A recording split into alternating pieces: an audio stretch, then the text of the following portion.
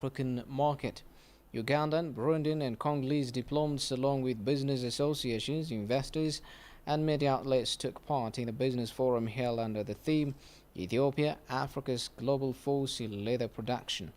In her opening speech, the Minister of Foreign Affairs in charge of Economy, Diplomacy, and Diaspora Affairs, Sion Teklo, said the leather industry is one of the priority sectors of the government of Ethiopia.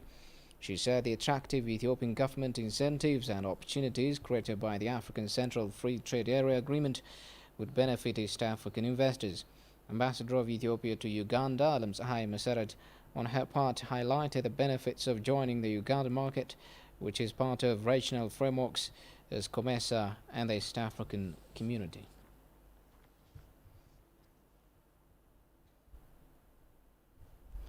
It's been more than 2 years since Ethiopia embarked upon a homegrown economic reform to deal with chronic macroeconomic imbalances challenging the economy.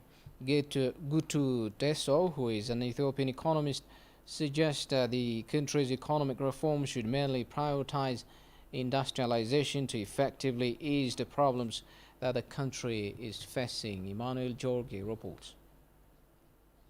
Ethiopia has been following a developmental state model of economy for the past 15 consecutive years, and the government has been taking various course actions in designing macroeconomic directions, policy frameworks and strategy, which then other private sectors would follow. However, some economic experts argue that Ethiopia's economy is facing some structural problems, and that's why the economic reform is necessary. Over the years, side by side, there are several macroeconomic or structural problems. One is the capacity to create employment every year could not grow at the required pace.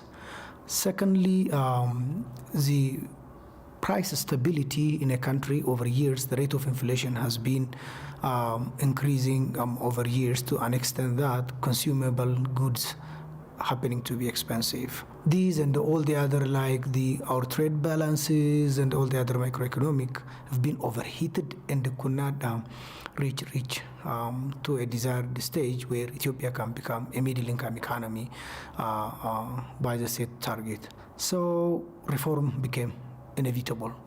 So within this reform, one of the major focus is to correct the structure of the economy. If you look at the Ethiopian microeconomy, service sector contributes more than 42% of the national GDP, followed by around 35% from agriculture. Then the manufacturing sector is contributing, or then the industrial sector is contributing very low. So work must be done in a way that the industrial sector, especially the manufacturing sectors, at least takes over the national economy in a variety of ways. The economist Gutu Teso said paying high attention to industrialization would be significant for the country to overcome all challenges in an efficient way within a short period of time. Promotion of the industrial or the manufacturing sector will have multiple advantage in terms of solving those critical macroeconomic problems. In terms of solving unemployment, the manufacturing and the industrial sector usually provides sustainable employment. That's one. Secondly, the growth of the industrial sector will ensure a sustainable earning of the foreign currency for the Ethiopia. Thirdly, it will enable Ethiopia's self-dependence, because Ethiopia is dependent on the industrial production of the Western and the Eastern Tiger economy. So the growth of the industrial sector will ensure Ethiopia to be a self-reliant economy. Well, that's it for the news. For me, Solomon Dying, and the rest of the English team here in the studio. Thanks for watching. Have a good night.